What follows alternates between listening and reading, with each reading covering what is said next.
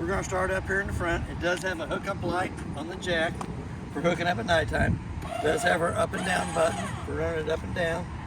We have two 20-pound propane cylinders that are full except for what we use to service the trailer. I'm going to go ahead and open this one up over here. I think this is the one I worked off of when I serviced the trailer. Has one new 12-volt battery on the unit. We also have a battery disconnect here in the front. Then we'll turn the key to the off position and pull it out. Put the little cap over it when you're not using the unit. Put the little key back in it. Turn it back over to on position. We have two little holes in the bottom of the bottle rack cover for a bungee cord to go underneath the metal rack to hold it in place. We also have the quick disconnect at the top, so you don't have to take the bottle cover off every time you want to get into the cylinders. We also have a 7-way holder on the side of the unit that holds the 7-way up off the ground and the chains to keep them from corroding. We'll put you on a new hitch pin when you get here. As we start down the side, it has the Lippert quick drop jacks. We're going to include you a video of how they work. Your first termination valve up here in the front is your kitchen sink water only. It should be labeled gray tank 1 on the monitor panel. We're going to come back to the second dump station, which it's marked galley, but it's not really the galley, it's the washer dryer area. Doesn't have a valve on it, just got a cap. Lug nuts on the trailer has been torqued at 100 foot-pounds. It's what's recommended on the side of the trailer code. The tires are air ducted pressure, which is 65 pounds on the side of the tires. We're going to come back to our third dump station in the back. It's got a gray tank 2, which is going to be your bathroom shower and sink water. The 3-inch valve in the back is going to be the toilet water only. While we're down here, it does have the 2 low water drain points for winterizing and dewinterizing of the unit and in between trips. So if you don't want stagnated water, you can open them up as you're leaving the park and drain all the water out as you're going down the road. We'll start up here at the top. It does have an outside shower that gives you hot and cold running water. Hot water on the left side, cold water on the right. Has a 50 amp cord that goes on, makes a quarter of a turn, tighten up the black knob. Then we're going to come back here to the back. You got a city water connect and a black tank flush. Anytime you hook to those 2 connections, you need to have a water regulator on there that cuts the water pressure down between 41 and 45 pounds of pressure. Then you also have your park cable hookup and your satellite hookup right above that. So that if you're at a park that has cable, you can hook to the cable side and you'll have cable on your TV on the inside. Or if you buy the solar panel or satellite dish that sits out beside the trailer, you can also get whatever the satellite dish will pick up wherever you're at. All depends on what's blocking it. It does have an on and off switch on the outside of the on-demand water heater. It has to be in the I position for it to work properly. Sometimes you have to readjust this so the rubber boot goes over the top of it. We're going to come back to the back. It does have a spare tire on the back that's aired up to pressure. But it's not been torqued on, it's been put on with a wrench. And then we're going to pull this little pin here, I hope. Take that pin out so the tire will lay down so that we can access into your back compartment on the unit.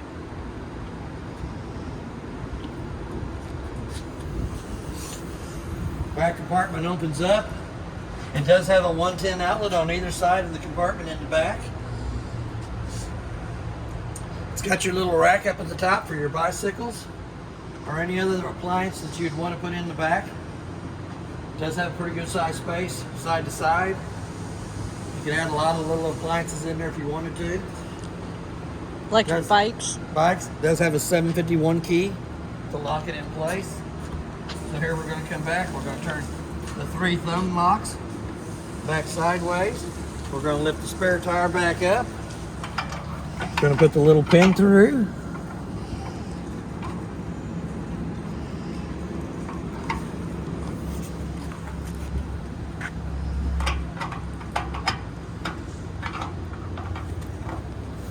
I know it should be right there. Going to bring this pin back through the top of it, clip it in place.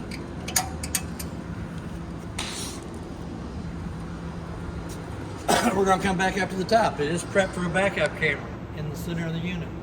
It is also prepped for a Lippert extendable ladder for going up and checking the roof. I always suggest checking the roof every 90 days. You don't have to seal it every 90 days, but the quicker you can find a problem with the roof and fix it, the better off you are. The roof is the life expectancy of the unit. We got a back door that goes into the bathroom area. Steps pull out. We're going to pull them out. And I'm going to forewarn you, don't grab the steps in the center. Go to one side or the other. It is a finger pincher. Let me pull my keys out. We'll unlock the back door. Accesses you right into the bathroom area. Oh, it's so much cooler in there than it is out here. It is, isn't it? So we're going to shut that door. We're just going to keep right on going up towards the front. It does have a freshwater drain, 2-inch white valve in front of the back steps. It also has a fresh tank fill here that you can hook to with a water hose. When I hook water pressure up to it, I turn the water pressure on and I go to my inside monitor panel and I press the fresh tank button. And I watch that tank fill up 1/3, 2/3 full. Once it hits full, I come out and I turn the water pressure off going to the tank. You don't want to overfill the tank because it can cause the tank to pop. Here again, we got the lug nuts torqued at 100 foot-pounds. Tires are air pressure, which is 65 pounds on the side of the tire cold. We do have 2 outside speakers. We also have a 110 outlet and a park cable hookup or antenna, so you can watch the ball game underneath the canopy. We're going to come right in front of that. We're going to skip out of that front door for a minute. It also has a quick disconnect coupler for a porch spray hose on this side over here. It's also got a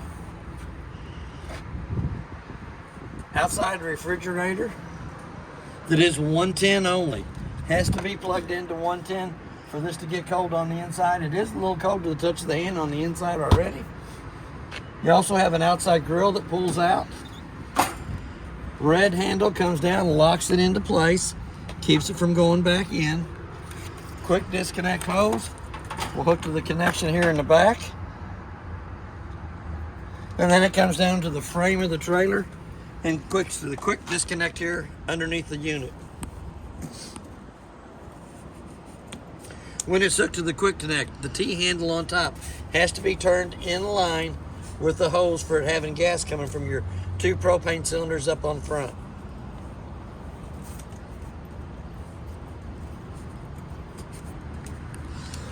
So, cold to the touch of the hand, we're going to lift the red handle back up, slide it right back in place.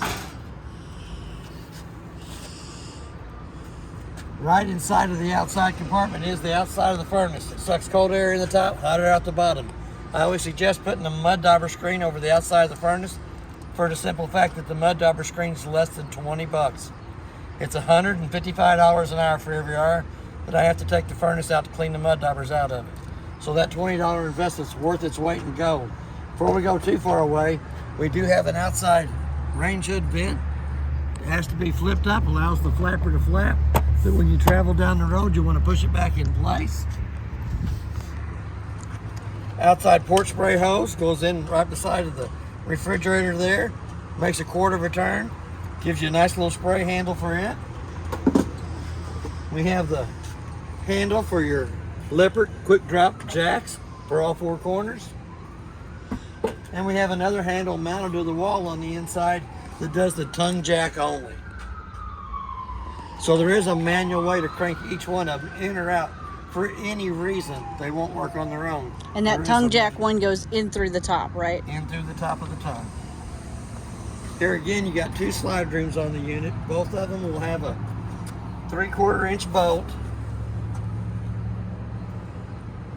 Right here it is for the front room.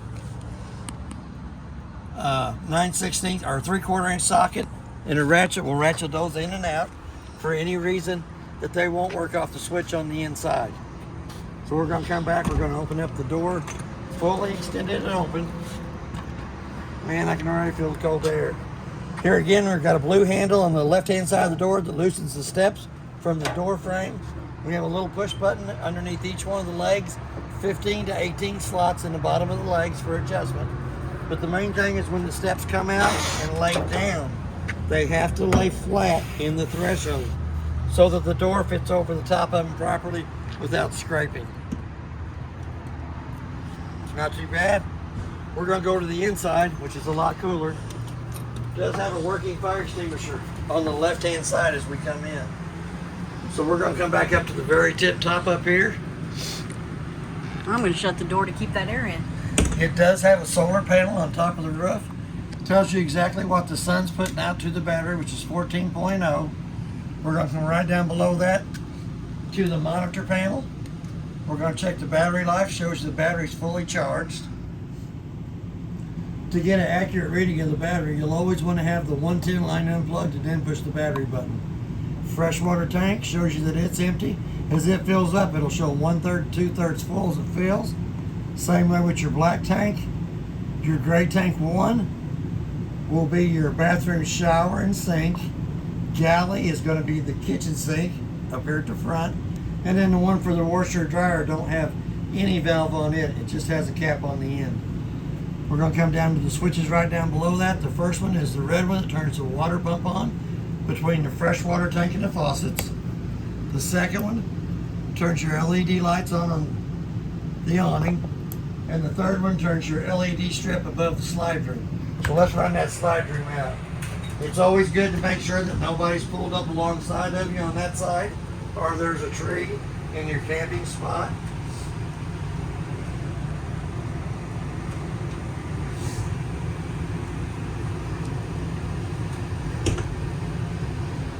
Oh, that feels so much better in here. It does, doesn't it? So once we get the room out, we're going to go back over that switch again. The center one turns your LED lights on your awning. The third one turns your LED lights right above the slide room on. Then we're going to come down. We do have a button for the awning to run the awning out.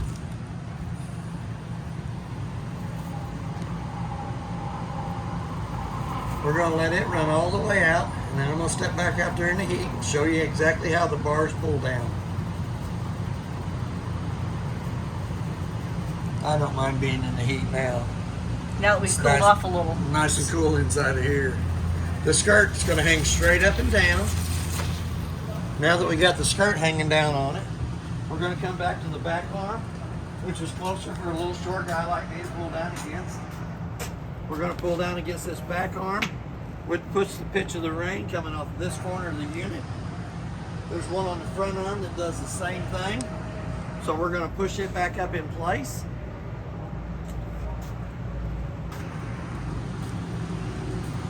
We'll come back to the front arm, we'll pull it down too, which will put the pitch of the rain coming off this corner, which is too close to the front door for me. So I'm going to push that back up in the up position.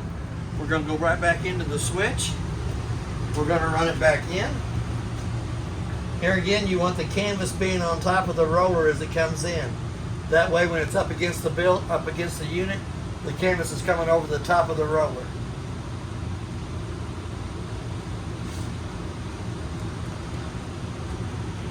We're going to go ahead and close that door. We'll watch that awning come in.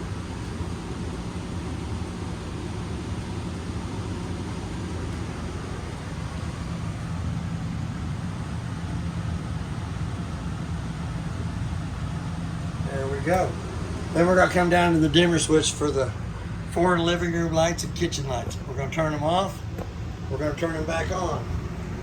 If you tap and hold the button, they'll dim out. Mood setting. Tap the button and hold, and they come back up to being bright again. Right down below that is the Suburban on-demand water heater. When you turn the button on, it's going to give you the temperature of the water coming from the faucets. You can change it from Celsius to Fahrenheit. You can run your temperature up or down, either way you wanted to go with it. But when you call for demand at the faucets, it's going to have a little sprinkler head on the left-hand side. It's going to have a little fan in the center showing that it's circulating through the hot water heater. And it'll also have a little flame on the right-hand side, indicate that it's lit on gas.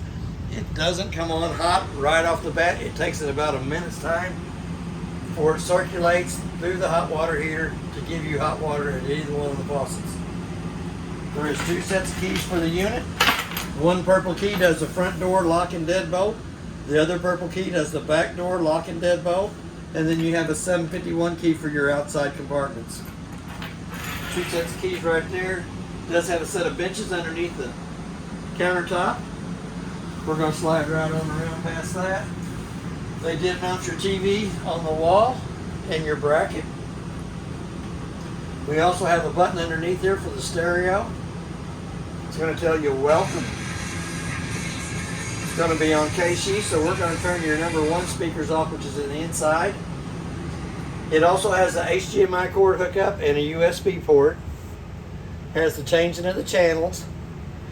Changing from Bluetooth if you wanted to. Then your low speaker, high speaker. Then your 1 and 2 is your zones.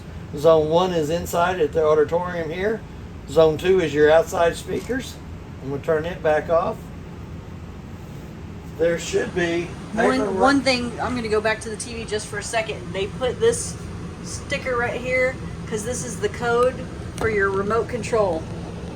That they use to program it to the TV. If you have to reprogram it, this is the code you need. Yes. And I do find the remote for that right there. And there is a remote for the stereo that turns the stereo on and off.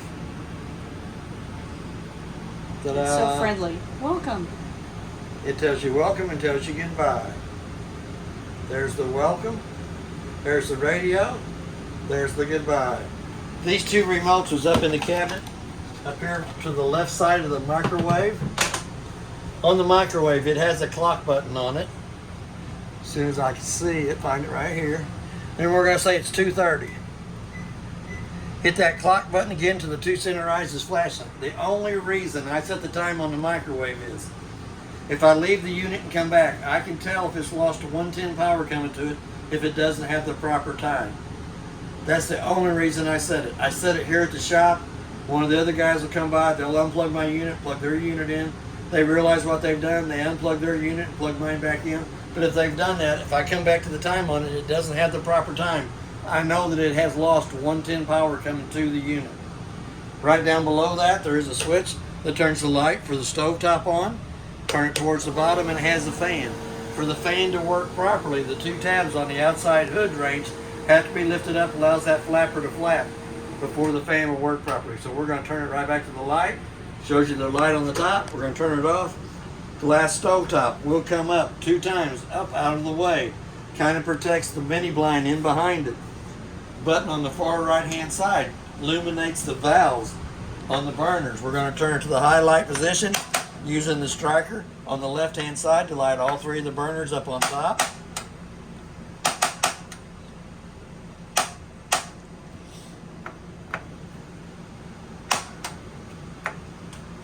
Ta-da! All 3 burners on top lit. We're going to turn it right back off. We're going to turn that button to the down position, which gives us a light inside the oven. Then we're going to turn it to where it says pilot on, using the same striker on the left hand side that lights the 3 burners up on top to light the pilot on the oven.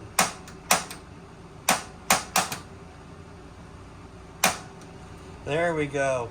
We're going to get the pilot light lit. We're going to let it run for about a minute, which heats the thermocoupler right above it up. Once the thermocoupler comes up to temperature, then we can manually crank it up to whatever temperature you want the oven to light. Presto, oven lights. No digging the old long lighter or match out and trying to light it by hand. So we're going to turn that right back off. We're going to turn the button off on the right hand side.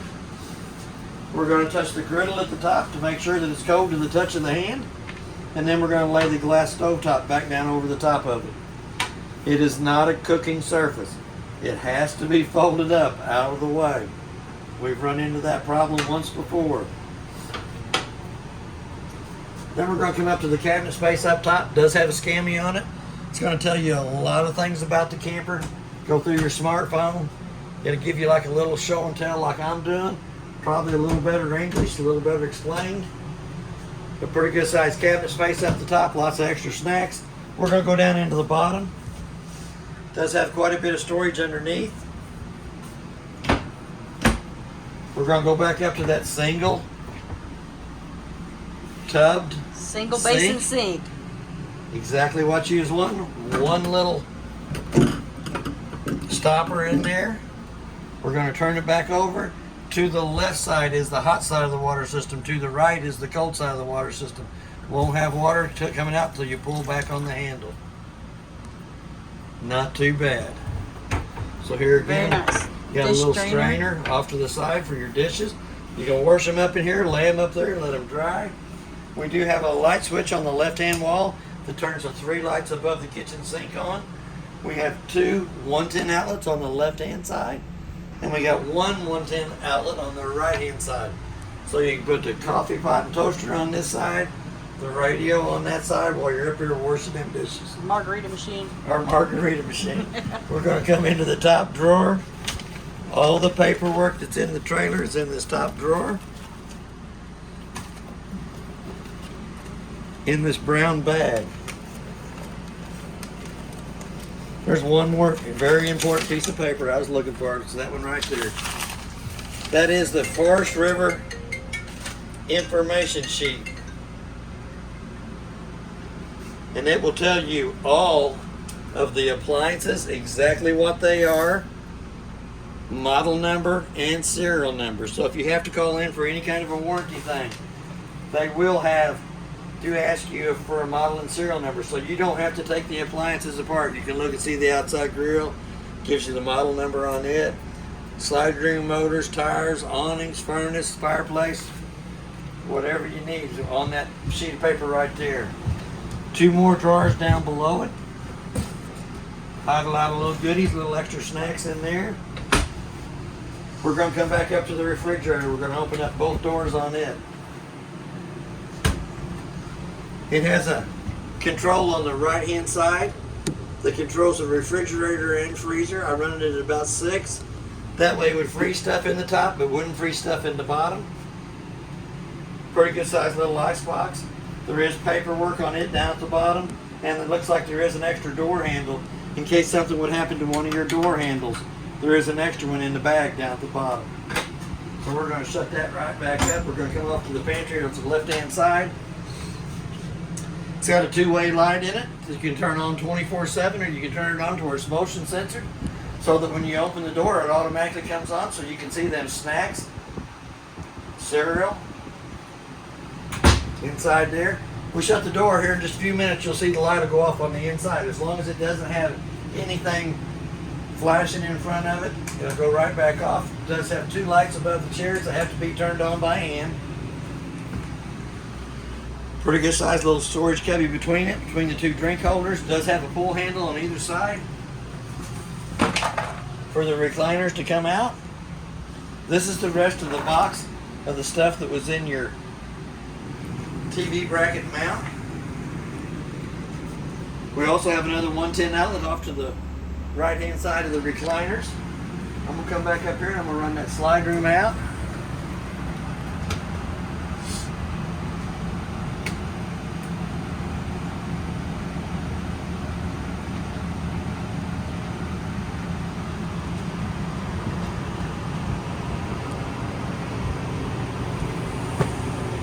Here again, it's a good thing to make sure there's not a tree right there or a vehicle pulled up behind it.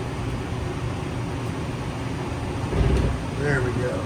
We're going to come back to the thermostat that operates the main AC in the living room kitchen area. We're going to turn it off. It says off in the lower right hand corner. When you turn it back on, it's going to give you your fan speed: low, high, cool, cool low, cool auto, and cool high. You'll dial your temperature down for what you want the air conditioner to come down to. If you hit the mode button one more time, it says furnace in the lower left hand corner. You'll dial your temperature up for it. Hit that mode button one more time and it says off in the lower right hand corner. So we're going to go right back up and turn that right back on. The next 2 switches on the wall, the front top one runs the slide room in and out. Out is your downstroke, in is your upstroke. And then you have the Murphy tilt bed to where you can tilt the bed up.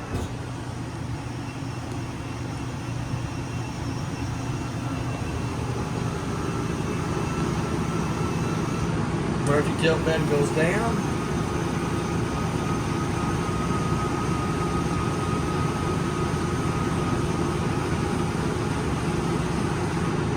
We have a light switch on the right-hand side of this wall as we come in that turns your two center lights on. And your bed, you don't want any weight on it when it's going up and down. Yes, don't be laying on the bed trying to have somebody push the button and lift your head up. It's only made to lift the mattress that's on top of the bed. And it has to be there either all the way up or all the way down. Or all the way down. We do have a USB port on either side of the bed and the headboard. The light above the bed has to be turned on by hand, little push button in the center of the bed.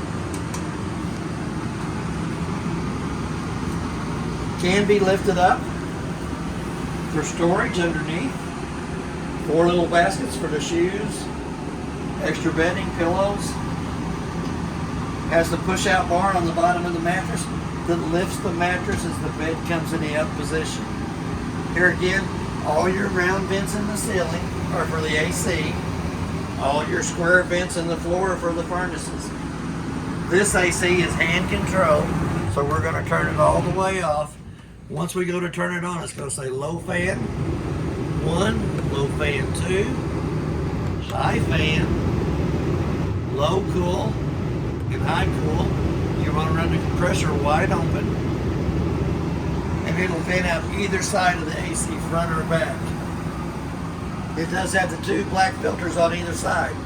The cleaner you keep those black filters, the quicker the AC will cool down and maintain its temperature better. We're going to go right into the closet here. Is the washer dryer area. It does have a push button on the light above. But there's your washer and dryer hookups. Red side is the hot side of the water system. The blue is the cold side. Then you take the red cap off for your dumping of your washer water. 2 110 outlets that are designated for the washer and dryer. Little push button back up in the center. They did take the countertop out. Still left the bench in here. Curtains pull loose from the center. Slide over to give you privacy in the master bedroom. Does wrap back around itself. Oop, I went the wrong way. Does wrap back around itself. Velcro's back in place. Does have a pretty good sized cabinet closet. Does have pretty good sized cabinet space down below it. Excuse me, they'll take the 2 screws out of the bottom piece of paneling here. Will access you into the back of the water pump. The water pump has 2 valves set up on it. One comes from the freshwater tank up to the water lines, has to be closed off.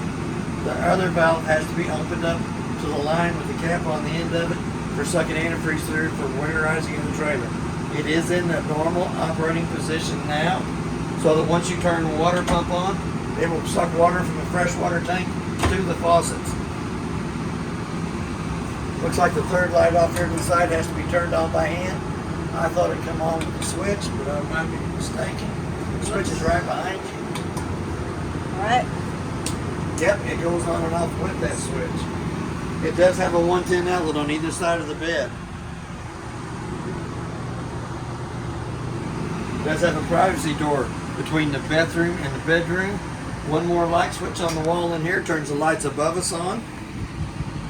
Here again, you got a round vent in the ceiling bringing your AC in. You got a square vent in the floor that brings heat into the area. Got a breaker box off on right by the door. It's marked from the left to the right exactly what it is, with your 50 amp main being in the center. Your 12 volt car fuses on the right hand side, starting with the top to the bottom. The 2 looks like the 2 top ones are jacks, refrigerator, furnace, and then there's like 4 or 5 lights. But they'll also have a red light on the right hand side. Any reason one of the 12 volt fuses would blow, it'll have a red light off to the right hand side indicating that it's blowed, that you can also see through the tinted window on the vent cover itself.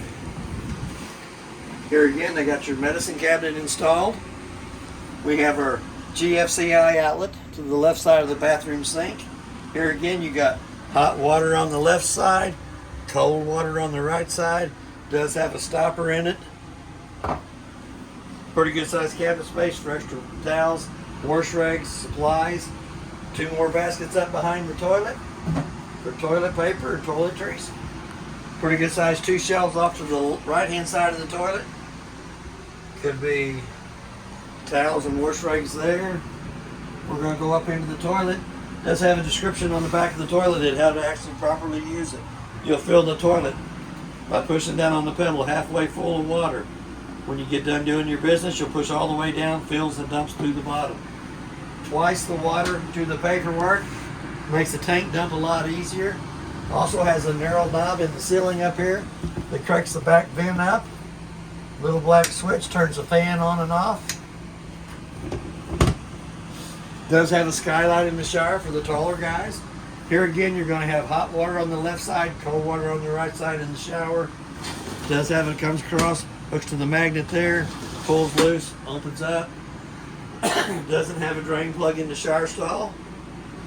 And that's basically everything on your unit. If you have any questions, I'll try to answer them the best that I can. And thank you for your time.